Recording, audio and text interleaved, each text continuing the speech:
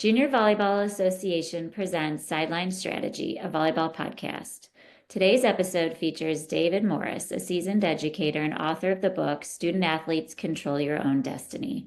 Today, we're focusing on how coaches and parents can equip volleyball athletes for some of the challenges they are facing, especially when it comes to navigating social media and name, image, and likeness. And so we'll get right into it. David, thanks for Okay. joining me today. How are you doing? I'm doing fine. Thank you. Thank you very much for giving me the opportunity. Of And course, we are so excited to tackle these topics. And first and foremost, you have a very extensive background. I would love to hear a little bit more about your journey as a teacher, professor, academic advisor, athletic administrator, as well as head coach at the high school and college level. So, can you start off by sharing maybe what sport you coached? yes, so I mainly have coached baseball, but I did coach a lot of basketball. And I just retired after a 45-year career in education 3 years ago. And as you mentioned, I've had a lot of different roles, but I started out teaching and coaching in Atlanta, Georgia, and DeKalb County, and I was there for 7 years. And then I decided to move back home to Rhode Island, and I first became a teacher and baseball coach and basketball coach at North Kingstown High School, which is our local high school here. And then I got offered an opportunity to be the assistant baseball coach at URI, University of Rhode Island. And I went there and coached for 3 years as an assistant. And then I became the head coach there for 4 years. And then I ended up moving to Johnson and Wales University, which is in Providence, which is a Division III school. And I became the assistant athletic director. And then a couple of years later, the athletic director while I was coaching baseball.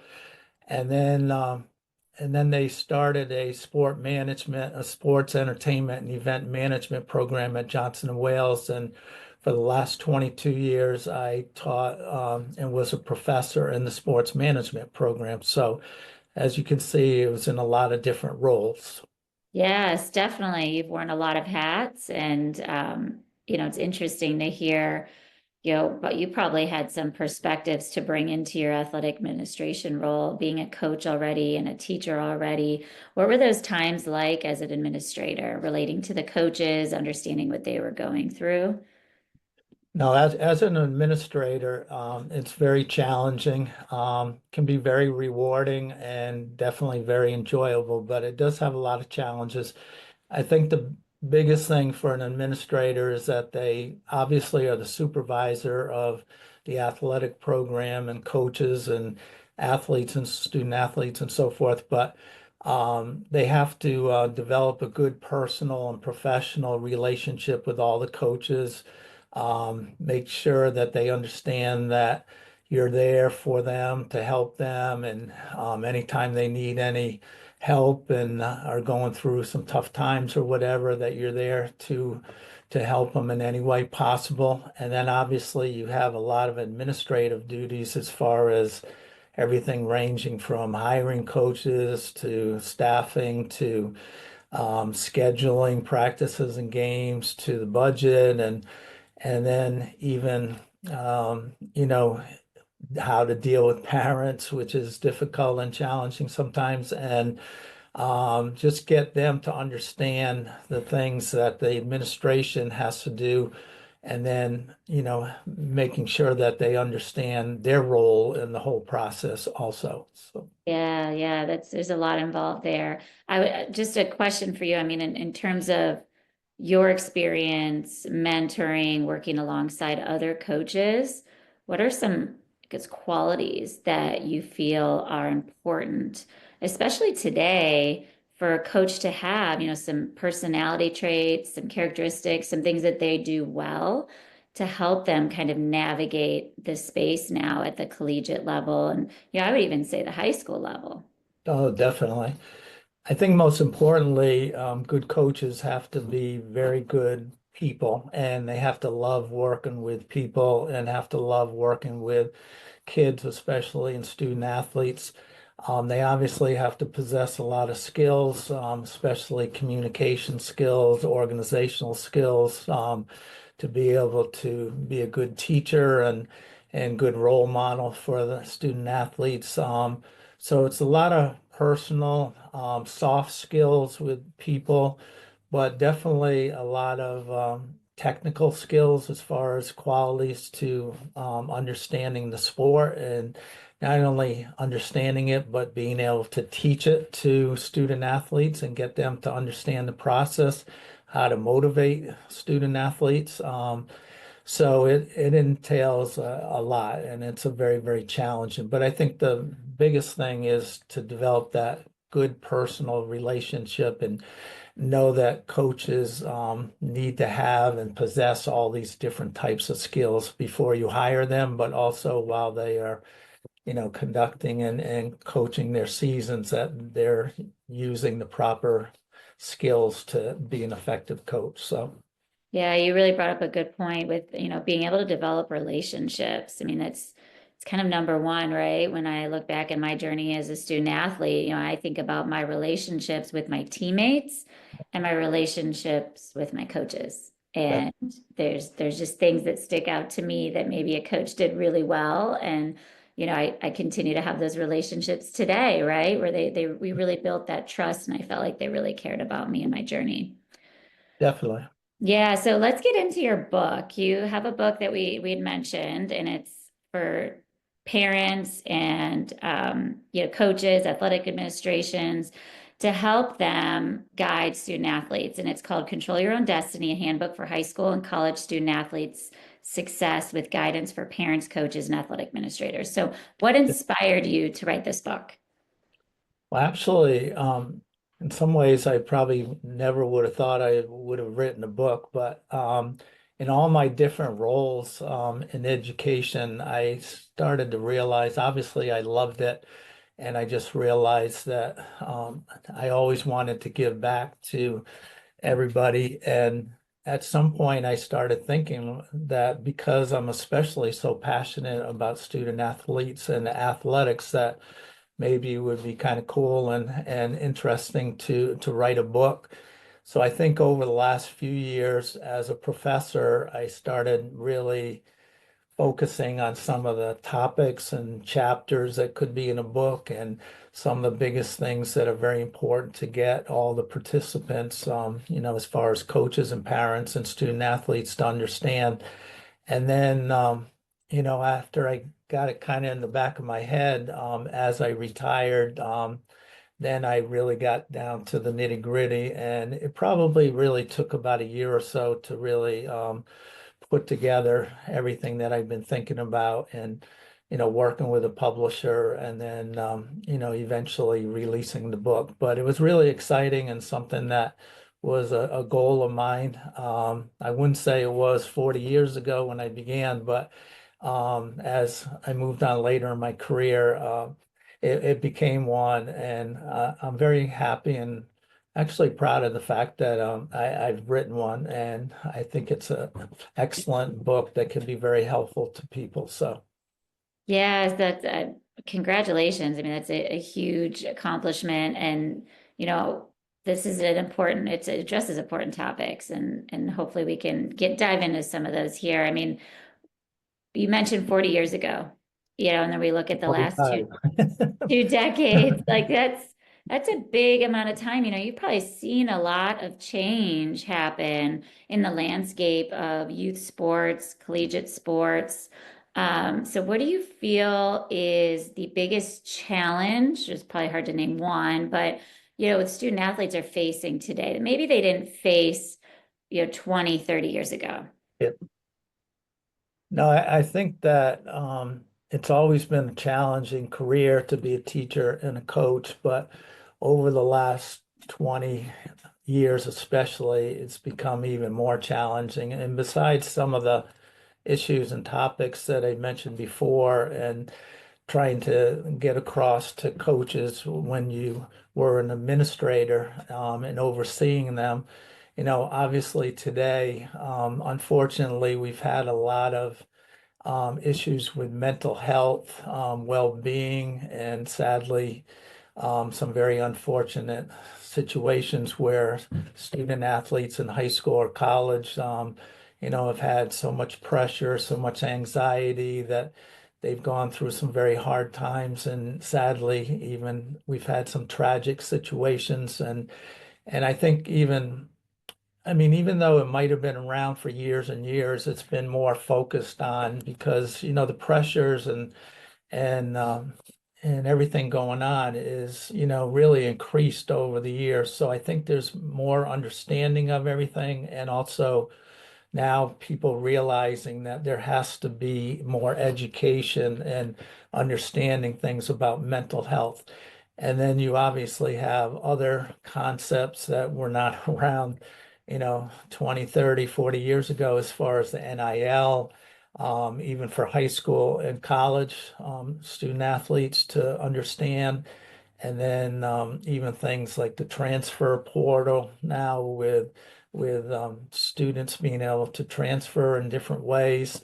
And then, even though maybe hazing and bullying and those type of unfortunate things have been around for years and years, it's probably come to a higher, you know, point where people are becoming more aware of it. And I think those are the biggest issues that you really need to be familiar with nowadays. Yes, so true. So let's take on the NIL topic, name, image, and likeness. So previously, the NCAA banned student athletes from profiting from their fame. So you had to be a complete amateur. But this changed with implementation of NIL rules in 2021. Um, Now athletes can earn money from their name, image, and likeness in various ways, whether it's endorsements, sponsorships, social media, autograph signings, just having an appearance somewhere, they can make a lot of money and they are doing so. So what are your takes on name, image, and likeness? I mean, where do you sit on it? I'd love to hear. No, definitely.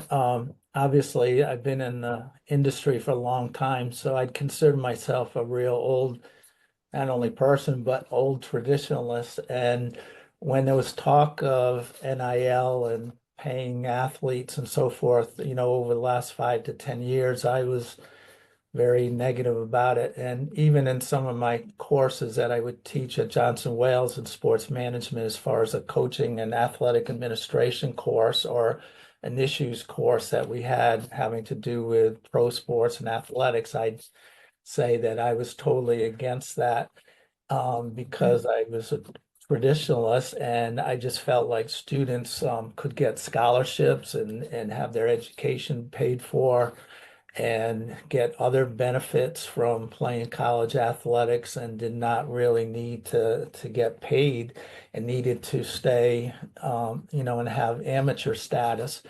Obviously, many people disagreed, and I understand the other side of it too, where I think many student athletes at the college level felt like they were taken advantage of in the sense that NCAA and college programs made millions and millions of dollars using them and their talents and so forth, and they just felt like they should be compensated more for it.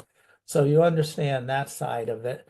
I have to admit that I think it's already starting to get out of control, especially at the big higher levels of Division I and big time college athletics as far as conferences and schools and overall programs. And I think it's going to have to be reined in at some point with new NCAA rules and some other things. But in general, the purpose was to help athletes to be able to get their name out there more, market themselves more.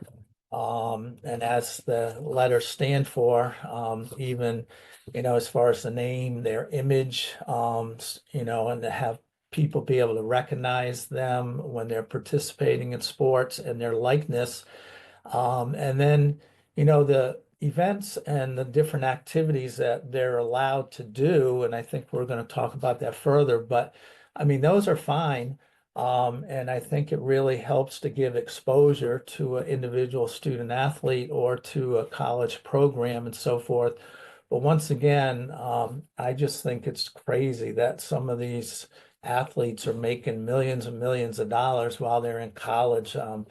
I can't even comprehend that, they're making 5, 8, $12 million while they're in college. And I just think that it's sad in some ways, but on the other hand, it's here. It is what it is. I think it might change some, like I mentioned, but student athletes have to, and parents and coaches have to understand the rules and regulations of it too.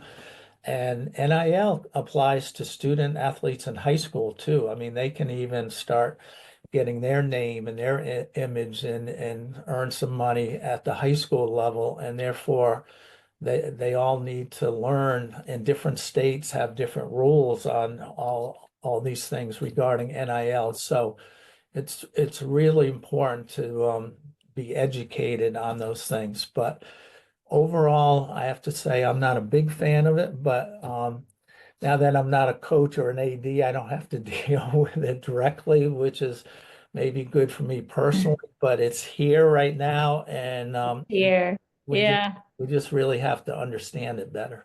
Yes, yes. So what advice would you give to a parent, who's saying, okay, so my child is expressing interest in NIL, and at what point is it like, okay, let's look into this and how it can benefit you, and at what point do you say, whoa, let's focus on these things first, right? Your academics, what you want to study, before we get into your brand and all of that on social media, because kids are spending a lot of time Yeah. focusing on their name, image, likeness now, right? They're really putting the effort in. And like you said, there's benefits, but then there's also some dangers to it, and mental health potentially being one of those. So what advice would you give to parents? And I know your book dives into it more, but maybe on the surface level, we can get into it here. No, that's a very good question and very important for parents, especially to help guide their student athletes and their sons and daughters in the right direction. And from day one, when I started teaching and coaching in Atlanta, my philosophy was always academics was number one. And the first chapter in my book talks about the philosophy that a student athlete and parents should have. So, as you mentioned, they need to focus on the academic part of it. And yes, if they want to look into NIL and potentially play in college and maybe pursue those types of things later on, that's great, but they need to have the correct philosophy and they need to, focus on their academics, most importantly. But I think that you need to do a lot of research, and parents and students at the same time can once again look at the rules and the regulations of it to make sure they're not in violation of their state rules and doing things that are not going to be allowed, and then possibly make them ineligible even at the highest, at the high school level or definitely at the college level.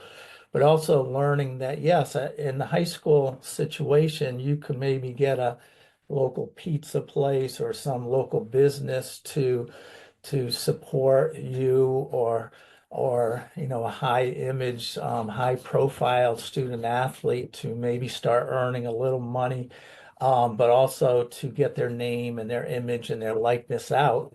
And then as they move on in high school, just making sure that they're following all the steps and that maybe these opportunities are helping them for the college level.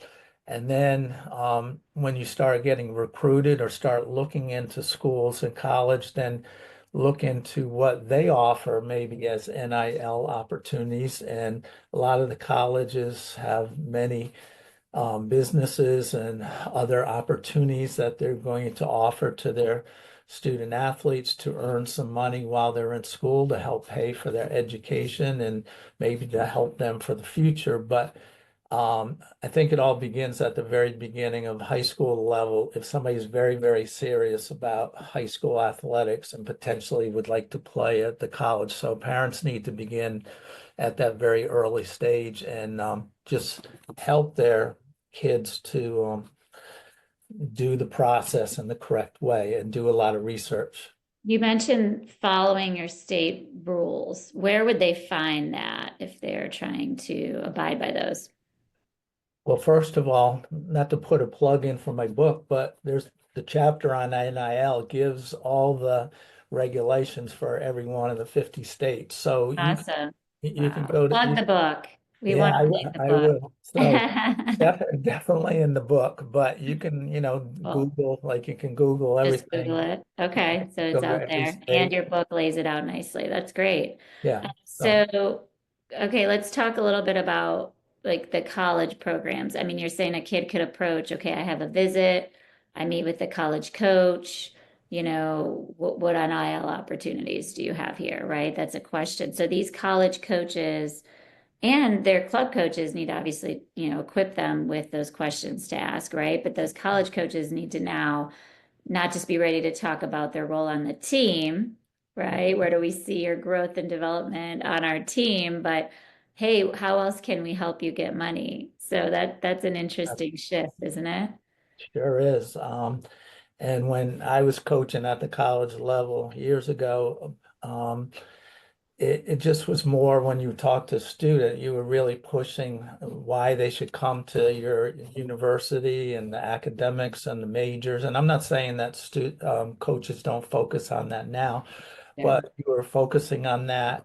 And then you might be talking to them about potentially giving them scholarship money and maybe a partial scholarship or a full scholarship. And Hmm. talking about maybe some other opportunities if they were like needing to make some more money.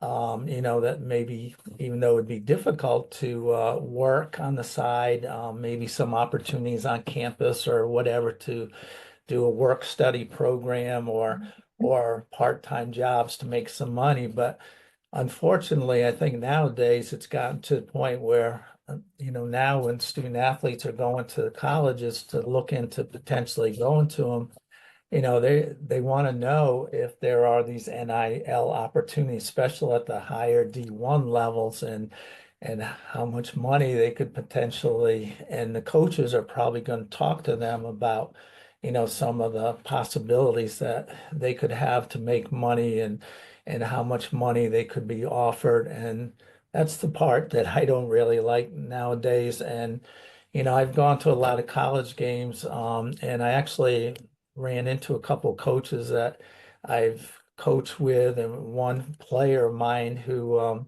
at URI, who now is the coach at URI, and he was just talking to me about the challenges of NIL and that, Yeah. yeah, URI has some NIL money for baseball, but not as much as some of the other bigger schools. Right. And they're And competing with some of these schools, yeah, and right? In their conference or yeah, pre-postseason. Yep. definitely. And they still have a very good program and so forth, but it's hard. And then sadly, I think what's happening now, and this kind of leads into the transfer portal, which I absolutely don't like at all, where students can leave and just transfer to schools. And sometimes these students in college will transfer two, three, four times while they're in college to go to another school. And sometimes maybe it's based on academics, but a lot of times it's based on athletic opportunities to get to play more, which has always been around, but also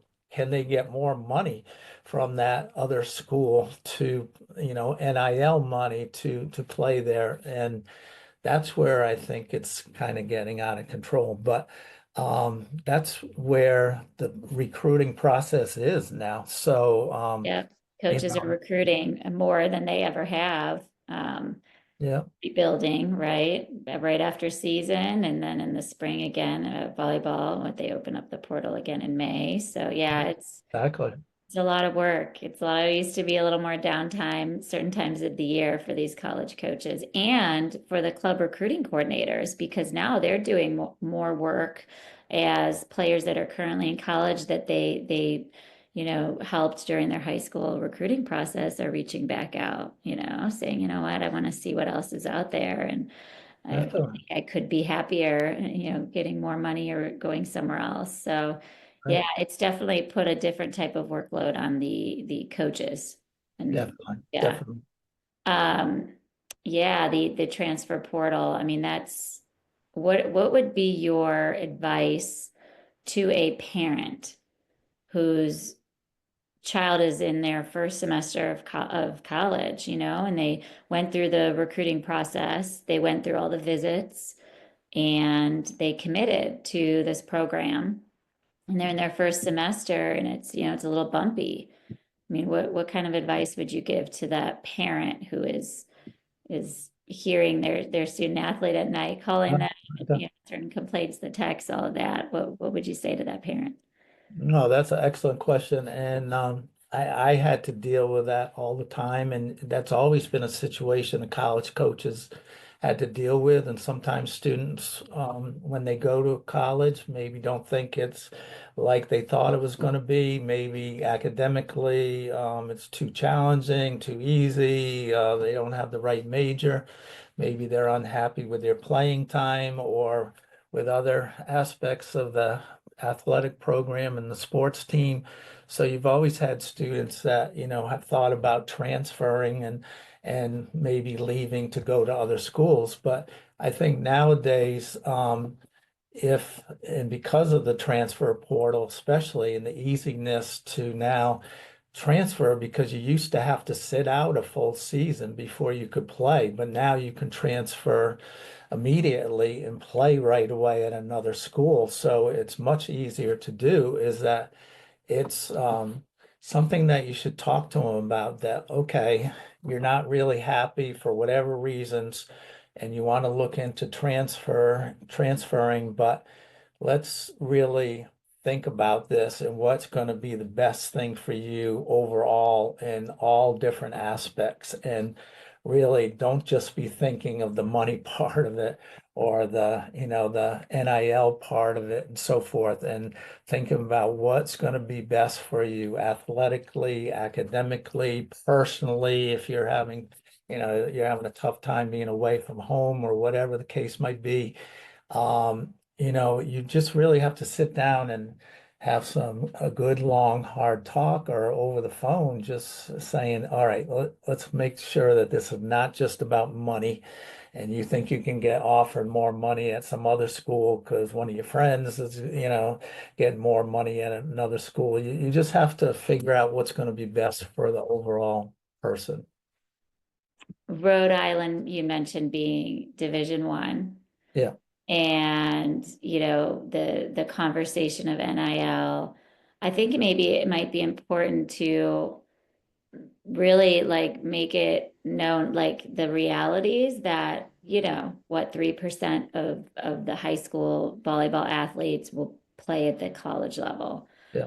And an even smaller percentage will be playing at the top Okay. Division 1 level, where these types of resources are available, but then, you're talking to athletes who are maybe more Division 2, Yeah. Division 3 level, lower, mid-major, lower level Division 1. The likelihood of the NIL money, I mean, I think they might have some misguided thoughts on what's really out there for them. And just wanted to kind of see, what are your thoughts like on how they can educate themselves? I mean, yes, asking the questions on the visit, but what are the realities that we're talking here in terms of the money that these institutions actually have for this? And football and basketball might be on a different level. Yeah. When it comes to volleyball, some of these other sports that are not generating as much revenue. What do these athletes need to know? What's the reality here for them? Oh, that's true. And there is a reality that they need to understand. And as you know, and most people know, football and basketball are the bigger type of programs, and therefore they're going to receive the most money and have the most NIL money available. But getting everybody to understand that the percentages are very small, that somebody's going to receive big, big NIL money. But you make a good point about the fact that, yeah, at the lower mid-major levels or D2 levels or even D3 levels, you have some opportunity. Obviously, not to make millions and millions and millions of dollars because that's just to a very, very small percentage of, college athletes that are going to be able to do that. But um, educating them once again and having the parents and student athletes doing their research and just being realistic about things that it's not going to happen to everybody. And that's why, for example, with the volleyball, as far as the volleyball club directors and the coaches and so forth, having good education programs and being able to really teach uh, the parents and student athletes about NIL and about some of the other issues that we talked about as far as the social media. And I know that you want to get into that too, but they need to help to get the student athletes and volleyball players be realistic, first of all, as far as their playing level and their academic abilities and what schools would be good fits for them and so forth, but then also being very realistic about making big, big, big money.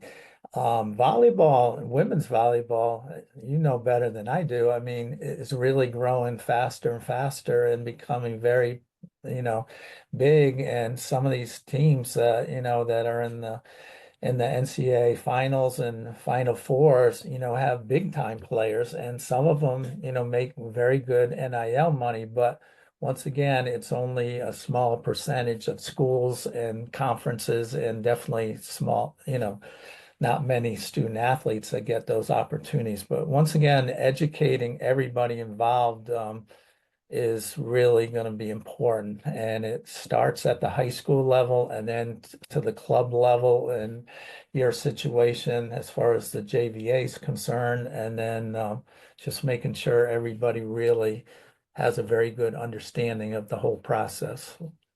Yeah, social media. So, kid gets their first phone, the parent puts all the restrictions on it, kind of tries to um, control what their athlete is able to do with that device. They get a little older, a little more freedom, TikTok and Instagram and these clubs now are trying to come up with some best practices and some ways to educate their athletes on, having a social media policy and, just being a little more, having more regulation on their players for when to have their devices, whether it's at tournaments, in the hotels, on a tournament, when they're traveling or before practice during water breaks. I mean, it's like the athletes just want to grab their phone and Yeah. they just want to get on the phone and they want to see their likes and their follows and their, who shared what they put out and where do these clubs start? What kind of role could a club leader, club coach have to really help their athletes, like shape them as they're going through high school? It's such a important time in their life, to really shape who they are as a person. No, it's exactly true. And things have changed since you and I were in school and over the years, and it's different generation and everything based on technology. And like you said, they can't live without their cell phones and social media and so forth. But you were nice enough to allow us to collaborate together to put that article and blog together, and you had posted that a few weeks ago about social media, and I really appreciated that, and I hope that it was going to be beneficial to all your readers on the newsletter and so forth. But some of the things that you and I discuss and that we had put together in the newsletter has to do with what we're talking about and making them understand the rules and regulations. And yes, you might have to come up with a policy handbook for your high school team or your club team in regards to that. And even going back to the mental health issues, and you referred to it again, that many of these mental health issues have to do with social media and have to do with NIL, but especially social media. And when you have cyberbullying going on, online, or people are making nasty posts about another player or another team. And certainly it can happen in anybody's regular life too when people get too personal about, somebody online. But you don't realize the implications that it could have on you personally or on your team and your program. And you have to educate them on why you have to be so careful about going to your social media. And maybe some players don't even realize this, but many coaches and many admissions people nowadays at the college level even track down student athlete or students in general, their social media pages. And if they see something that's very negative, that it might be a reason that they don't recruit them any longer, or that they might not even be admitted to school if they've had some of these issues in the past. And a lot of people don't know that that's true. And I just think when you talk about education that, you know, um, you mentioned maybe policies and so forth, but maybe putting together a handbook about NIL and social media policies, maybe having brochures, having guest speakers, maybe college coaches come in, other professionals come in about mental health. There's a lot of videos out there, a lot of books. My book could be a good resource for those type of things.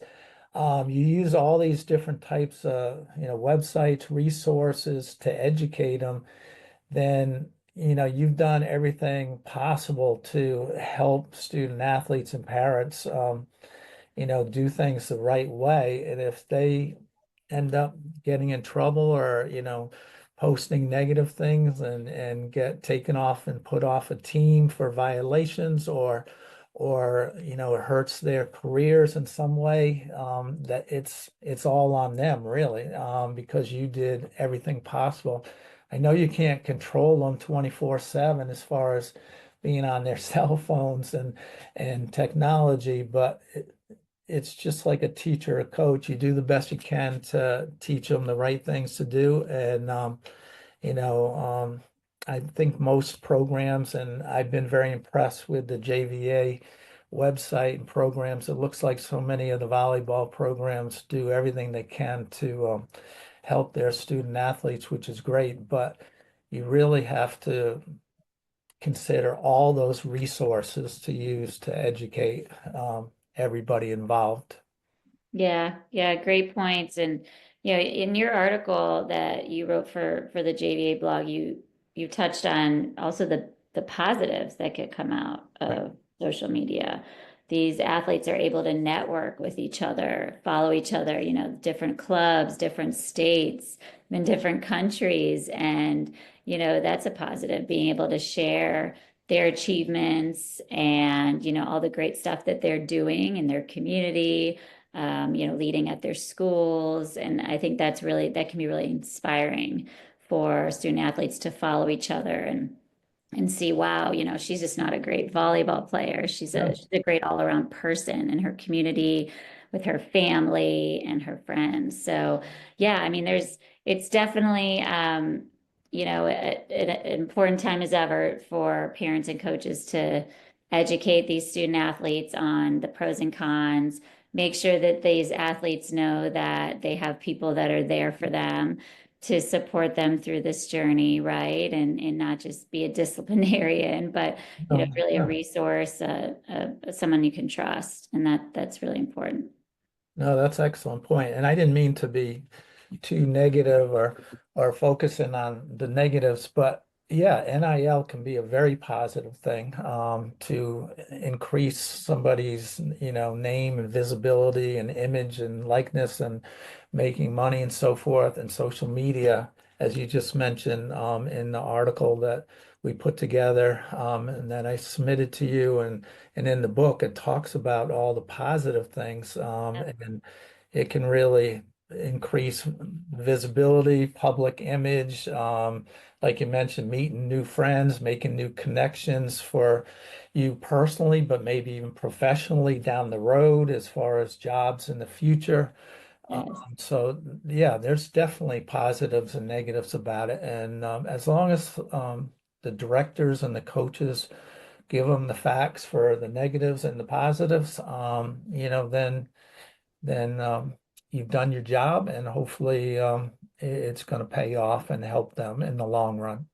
Absolutely. Yes. Thank you, David. Appreciate your time. I want to mention the book again. It's available on Amazon. Student Athletes Control Your Own Destiny, Handbook for High School and College Student Athlete Success with guidance for parents, coaches, and athletic administrators.